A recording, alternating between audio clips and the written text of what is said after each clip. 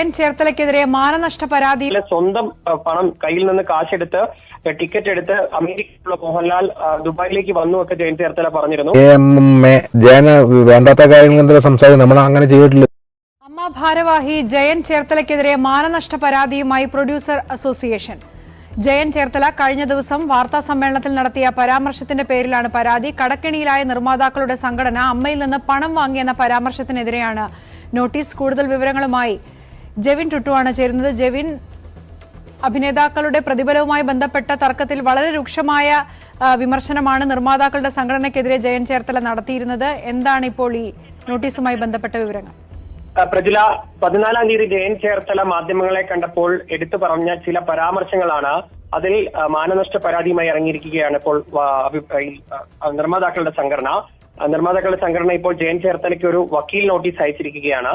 പ്രധാനമായും അന്ന് ആ പരാമർശങ്ങളിൽ ഈ സിനിമാ താരങ്ങളുടെ പ്രതിഫലത്തിനൊപ്പം തന്നെ പ്രൊഡ്യൂസേഴ്സ് അസോസിയേഷൻ കടക്കണിയിലായതിനു പിന്നാലെ അമ്മയിൽ നിന്ന് പണം ചോദിച്ചുവെന്നും 1 കോടിയോളം രൂപ വിവിധ ഷോകളിലൂടെ അമ്മ പ്രൊഡ്യൂസർ അസോസിയേഷന് നൽകിയിരുന്നുവെന്നും ജയൻ ചേർത്തല പറഞ്ഞിരുന്നു. അന്ന് ജയൻ ചേർത്തല പറഞ്ഞ ഇതുപോലെ പലതവണ പ്രൊഡ്യൂസേഴ്സ് അസോസിയേഷനെ സഹായിച്ച ഒരു സംഘടനയാണ് അമ്മ.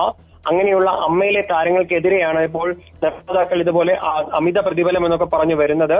അങ്ങനെ വരുന്നതിനെതിരെയാണ് ജയൻ ചേർത്തല രൂക്ഷമായ ഭാഷയിൽ പ്രതികരിച്ചത്. എന്നാൽ അങ്ങനെ ഒരു രീതിയിൽ പണം ചോദിച്ചിട്ടില്ല എന്നും ഈ പണം വാങ്ങി എന്ന കാര്യം തെറ്റാണെന്നും അന്ന് ദുബായിൽ വെച്ച് നടത്തിയ ഷോയ്ക്കായി മോഹൻലാല് സ്വന്തം പണം കയ്യിൽ നിന്ന് കാശെടുത്ത് ടിക്കറ്റ് എടുത്ത് അമേരിക്കയിലുള്ള മോഹൻലാൽ ദുബായിലേക്ക് വന്നുവൊക്കെ ജയൻ ചേർത്തല പറഞ്ഞിരുന്നു. ആ പരാമർശമടക്കം അല്ലെങ്കിൽ അത് തെറ്റാണെന്നും അന്ന് മോഹൻലാലിന് പ്രൊഡ്യൂസർ അസോസിയേഷനാണ് ടിക്കറ്റ് എടുത്ത് കൊടുത്തത് എന്നുമൊക്കെയാണ് ഇപ്പോൾ അസോസിയേഷന്റെ ഈ വക്കീൽ നോട്ടീസിൽ പറയുന്നത്. അതിനൊപ്പം തന്നെ ഈ കടക്കണിയിലായ ഇതുമായി ബന്ധപ്പെട്ട ഒരു ചാനലിൽ നടന്ന എന്റർടൈൻമെന്റ് ഷോയിൽ അതിന്റെ പകുതി പണം അമ്മ ഈ പ്രൊഡ്യൂസർ അസോസിയേഷന് കൈമാറി എന്നും ജയൻ ചേർത്തല പറഞ്ഞിരുന്നു. എന്നാൽ അത് കൃത്യമായ എഗ്രിമെന്റോട് കൂടി നടത്തിയ ഒരു പരിപാടിയായിരുന്നു.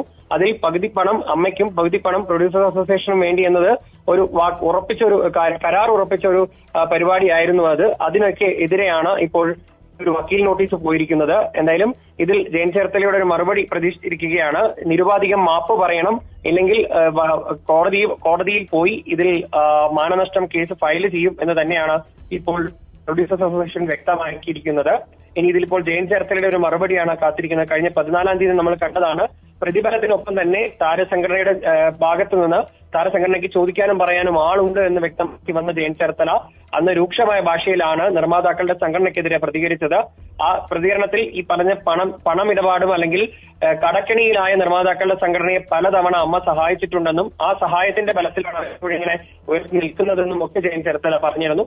ഇതൊക്കെയാണ് വലിയ ഷോക്കിംഗ് ആണെന്നും അല്ലെങ്കിൽ ഇങ്ങനെ ഒരു പരാമർശം തീർത്തും തെറ്റാണെന്നും മാനനഷ്ടം ഉണ്ടാക്കിയെന്നും ഒക്കെ പറഞ്ഞാണ് ഇപ്പോൾ നിർമ്മാതാക്കളുടെ സംഘടന വക്കീൽ നോട്ടീസ് അയച്ചിരിക്കുന്നത്. ഈ ജയൻ ചേർത്തല AMMA എന്ന് പറയുന്ന സിനിമാക്കാരമ്മയെന്ന് എപ്പോഴും പറയുന്ന അസോസിയേഷന്റെ ഒരു ശക്തനായ യോദ്ധാവാണ്. ഈ AMMAയ്ക്ക് എന്തെല്ലാം ഒരു ആവശ്യഘട്ടം വന്നാൽ ചീറ്റപ്പുലിയെ പോലെ പുളിച്ചാടി വീഴാറുണ്ട്. അത് നമ്മൾ കണ്ടതാണ്. ഹേമ കമ്മിറ്റി റിപ്പോർട്ടൊക്കെ വന്ന സമയത്ത് അദ്ദേഹം ശക്തമായി പ്രതിരോധിച്ചുകൊണ്ട് പുള്ളി ഭയങ്കര വൈകാരികമായാണ് സംസാരിക്കുന്നത്. പുള്ളിയുടെ നേച്ചറായിരിക്കും ഒരു പക്ഷേ.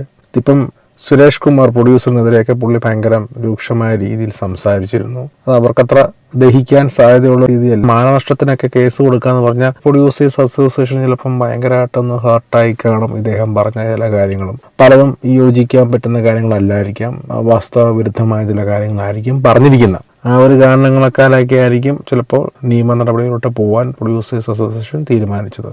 പ്രൊഡ്യൂസേഴ്സിനെ സംബന്ധിച്ച് അവർക്ക് വർക്കുകൾ കിട്ടുന്നില്ല. പഴയ പ്രൊഡ്യൂസേഴ്സിൻ്റെ പുതിയ പ്രൊഡ്യൂസേഴ്സ് എന്ന് പറയുമ്പം ചെറിയ പടങ്ങൾ കേട്ട് പോകുന്ന ആൾക്കാരല്ലേ. ഒരു വന്നു പോയി. പിന്നെ ഉള്ളത് ആക്ടേഴ്സ് തന്നെയാണ് പ്രൊഡ്യൂസ് ചെയ്യുന്നത്. സുരേഷിനെ പോലെയൊക്കെ ഉള്ള പ്രൊഡ്യൂസേഴ്സിന് ഇപ്പം പടയില്ല. ഇപ്പൊ ഒരു ആക്ടേഴ്സ് ഒരു 10 പേര് ഇൻവെസ്റ്റ് ചെയ്ത് കഴിഞ്ഞ ഒരു പ്രൊഡക്ഷൻ കമ്പനി ആയില്ലേ.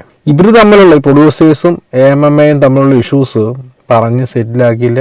ഭയങ്കര നാണംകേടാണ്. സമൂഹത്തിൽ എല്ലാവരും വായിച്ചുകൊണ്ടിരിക്കുകയല്ലേ. പ്രൊഡ്യൂസേഴ്സ് അസോസിയേഷൻ ആക്ടേഴ്സിന്റെ AMMAയും തമ്മിലൊക്കെ ഇപ്പോൾ യോജിച്ച് നിന്നാലുള്ള സിനിമകൾ മുമ്പോട്ട് നല്ല രീതിയിൽ പോകുള്ളൂ. ഈ സിനിമയുടെ അണ്ടറിൽ ജീവിക്കുന്ന ഒരുപാട് തൊഴിൽ നിൽക്കുന്ന ആൾക്കാരുണ്ട്, ടെക്നീഷ്യന്മാർ, അതുപോലെ തന്നെ യൂണിറ്റുകാർ. അപ്പോൾ അവരുടെയൊക്കെ ജീവിതത്തെ ഇത് ബാധിക്കും. ഈ സമരവും ഇവർ തമ്മിലുള്ള ഇഷ്യൂസൊക്കെ വരുമ്പോൾ എവിടെ നിൽക്കണം എന്നുള്ളൊരു കൺഫ്യൂഷൻ. ഇതൊക്കെ പറഞ്ഞു തീർക്കാവുന്ന കേസുകൾ, ചെറിയ ഈഗോ പ്രോബ്ലംസ് ആണ്.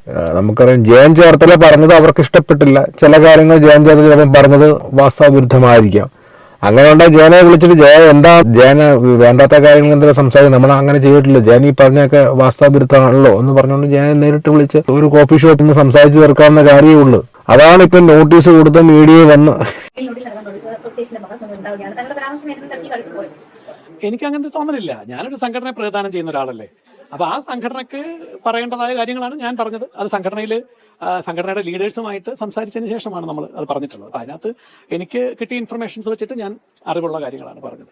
ചിലപ്പോൾ അങ്ങോട്ടും ഇങ്ങോട്ടോ പേരുകൾ ചിലപ്പോൾ ഒന്നോ രണ്ടോ മാറിപ്പോവാം എന്നുള്ളതല്ലാതെ ഞാൻ പറഞ്ഞ വസ്തുതകളെല്ലാം സത്യസന്ധമാണെന്നുള്ള വിശ്വാസത്തിലാണ് ഞാൻ. പിന്നെ ഇതിനെക്കുറിച്ച് ഞാനല്ലല്ലോ, അമ്മയല്ലേ പ്രതികരിക്കണം. അമ്മയുടെ ഒരു പ്രതിനിധിയായിട്ടാണ് ഞാൻ ഈ കാര്യങ്ങൾ സംസാരിച്ചത്. അതിന് അമ്മ സംഘടന കൃത്യമായിട്ട് ഇടപെട്ടോളാം എന്ന് പറഞ്ഞിട്ടുണ്ട്. ആ സ്ഥിതിക്ക് ഞാൻ അതിനെക്കുറിച്ച് ഒന്നും പറയുന്നത് ശരിയല്ല, അത് അതിൻ്റെ ആവശ്യമില്ലല്ലോ. ഈ പണവുമായി ബന്ധപ്പെട്ട കാര്യങ്ങൾ, ഈ പണം അമ്മയ്ക്ക് കിട്ടാനുള്ളതാണ്. തെളിവില്ലാത്ത കാര്യങ്ങൾ ആരും പറയില്ലല്ലോ. അതിന്റെ തെളിവ് അമ്മയുടെ ഭാഗത്തുണ്ട്. അപ്പൊ അവർ വക്കീൽ നോട്ടീസിന് മറുപടി ഒഴിക്കുമ്പോൾ ആ തെളിവുകൾ കൂടെ കൊടുത്തോളും. കാരണം എൻ്റെ കയ്യിലല്ലല്ലോ, അമ്മയിലല്ലേ ഉള്ളത്. അമ്മയെന്ന രേഖകൾ കൃത്യമായിട്ട് അമ്മയ്ക്ക് വക്കീലുണ്ട്, അമ്മയ്ക്ക് ഭരണസമിതിയുണ്ട്. ആ ഭരണസമിതിയും വക്കീലും കൂടെ ചേർന്ന് വക്കീൽ നോട്ടീസിന്, അവരയച്ച വക്കീൽ നോട്ടീസിന് കൃത്യമായ മറുപടി കൊടുക്കും എന്നുള്ളതാണ് എനിക്ക് കിട്ടിയിട്ടുള്ള ഇൻഫർമേഷൻ. അതുകൊണ്ടാണ് ഞാൻ അത് അങ്ങനെ പറഞ്ഞത്. സത്യത്തിൽ അത് പോകാൻ പാടില്ലല്ലോ. ഇപ്പൊ ഞാൻ പ്രതികരിച്ചതുപോലും എന്തിനാണ്, അമ്മ സംഘടനക്കെതിരെ, അമ്മയ്ക്ക് ഒരു ബന്ധവുമില്ലാത്ത ചില കാര്യങ്ങൾ അമ്മയ്ക്കെതിരെ പരാമർശങ്ങൾ വന്നുകൊണ്ടാണ് അമ്മ ഇടപെട്ടത്. അതിന്റെ കാര്യമില്ലല്ലോ. നമ്മളെപ്പോഴും ഞാൻ ചോദിക്കുന്നത്, ഈ പണത്തിന്റെ ഇടപാട് പോലും പറയുന്നത് നമ്മൾ നന്മ ചെയ്ത കാര്യങ്ങളെ കുറിച്ചാണ്, മോശം ചെയ്ത കാര്യമല്ല. നമ്മൾ വേറൊരു സംഘടന നിലനിൽക്കട്ടെന്നവർക്ക് അവർക്ക് സഹായകമാകുന്ന രീതിയിൽ ഷോസ് ചെയ്തും പൈസ മുടക്കിയതും അതിനെ സംബന്ധിച്ചുള്ള വിഷയങ്ങളാണല്ലോ. അപ്പൊ അതിനെ പറ്റിയാണ് ഇപ്പൊ തർക്കങ്ങൾ ഉണ്ടായിക്കൊണ്ടിരിക്കുന്നത്. പറഞ്ഞാൽ മനസ്സിലായില്ലേ? അപ്പൊ അത് ഉണ്ടാകരുതാത്തതാണ്. കാരണം അമ്മയെ സംബന്ധിച്ച് അമ്മ എന്നും പറയുന്നത് ഇവിടെ ഫെഫ്ക നിലനിൽക്കണം, ടെക്നീഷ്യൻസ് എല്ലാം നിലനിൽക്കണം, പ്രൊഡ്യൂസേഴ്സ് അസോസിയേഷൻ നിലനിൽക്കണം. കാരണം ഇതെല്ലാം ചേരുന്നതാണ് സിനിമ. കാരണം പ്രൊഡ്യൂസേഴ്സ് അസോസിയേഷൻ ഉണ്ടാവണം, ഫിയോക്ക് ഉണ്ടാവണം, എക്സിബിറ്റേഴ്സ് അസോസിയേഷൻ ഉണ്ടാവണം, ഫെഫ്ക ഉണ്ടാവണം, തൊഴിലാളി വർഗം ഉണ്ടാവണം, അമ്മയും ഉണ്ടാവണം. ഇതെല്ലാം ചേരുന്നതാണ് സിനിമ. അപ്പൊ എല്ലാം നിലനിൽക്കേണ്ട ആവശ്യമാണ്. അതിന്റെ ആവശ്യകത ഒട്ടും വില കുറച്ച് കാണുന്നില്ല അമ്മ. അയ്യോ, എന്റെ കാര്യം ഒന്നും സംസാരിച്ചിട്ടില്ല. ഞാൻ നിങ്ങളുടെ ചാനൽ മുഖേന അറിഞ്ഞു. ഇപ്പൊ തന്നെ ഞാൻ ഹരിപ്പാട് പോയിട്ട് വരുമ്പോൾ നിങ്ങൾ എന്നെ വഴി വെച്ച് കണ്ട് ചോദിക്കുന്നു, ഞാൻ അതിന്റെ ഉത്തരം പറയുന്നു. എനിക്ക് അതിനകത്ത് വേറെ ഒന്നും പറയാനത് സംഘടന ഇടപെടേണ്ട വിഷയമാണ്. സംഘടന ഇടപെട്ടുള്ളൂ, അത്ര മാത്രമേ എനിക്ക്. സംഘടന ഇടപെട്ടോട്ടെ, അതല്ലേ അതിന്റെ സത്യാവസ്ഥ. ഞാൻ അതിൽ കൂടുതലൊന്നും പറയാൻ ആഗ്രഹിക്കുന്നില്ല. ഓക്കെ, വീഡിയോ ഇഷ്ടപ്പെട്ടെങ്കിൽ ലൈക്ക് ചെയ്യുക, ഷെയർ ചെയ്യുക, സബ്സ്ക്രൈബ് ചെയ്യുക. Okay, bye, take care.